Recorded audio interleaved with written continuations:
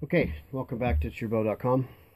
I am in another level of this bow 633, and I've got it up in the tiller rack again. I've got it in brace, roughly about six and a quarter on that, and I'm going to tiller. I've been removing material from the facing it to the right limb from the profile in which you're facing it.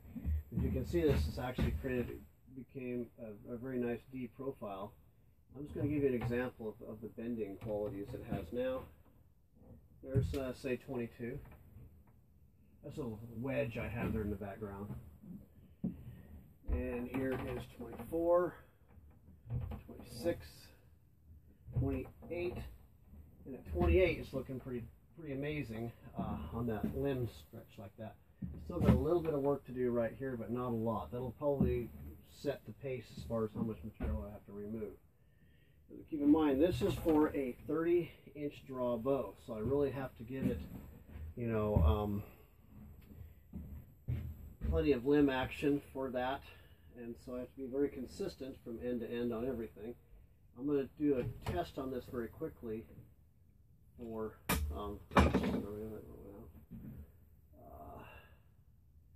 just see where we're at, roughly in that 28 to 30 inch range. Okay, we're below 28 right there. And it's about a 60-pound bow in this position. I got about 5 pounds to remove or so. This man wants 55 pounds at 60-inch draw. So I don't know how well you can see this from here. Let's put this phone down here. The cameraman is not available at the moment, but you can see, and I don't know how well this is showing from your view in the camera, but the limbs are pretty equal to each other now. This limb here is still a little bit slower, but you know, it draws real nice. It has a lot of unbelievable amount of power. This will be the lower limb. This will be the upper limb most likely, because one's a little faster than the other. It pulls beautifully. It's got a lot of power. So what I'm going to do is I'm going to return to a little more limb scraping and see about getting this guy up in there. Like I said, it's about 60 pounds at 28 or 29.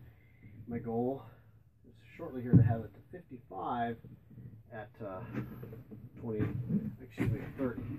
roughly 30-inch draw, and I might overstretch it some on that too.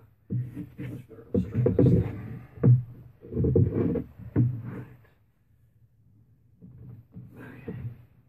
It has great spring back, even though there's a minor set in it, as I brought up earlier.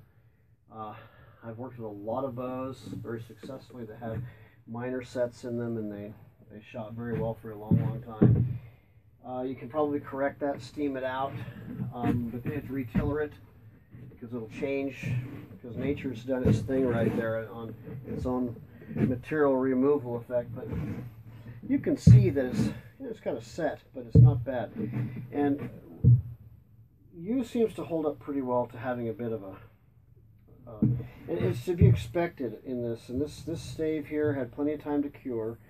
It was completely acclimated to my environment by several months, as a matter of fact. It wasn't even a big stave.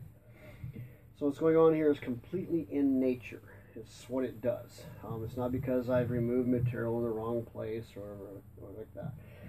This is the result of material going away, as would happen with most any piece of wood that comes right out of nature.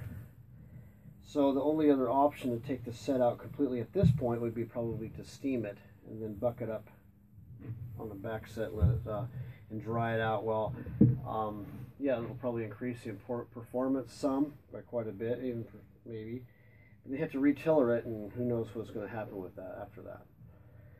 Anyhow, I'm going to continue with this. We'll test shoot it here very soon, probably today, within the next hour or so. We'll probably give this some test shots, because we're in true tiller right now. We're going to go right to test shots, so I don't have to do anything else. The knock's already formed, except for they're not you know, they're formed. They're not in finished form. But anyhow, I will get back with you guys on the next tiller.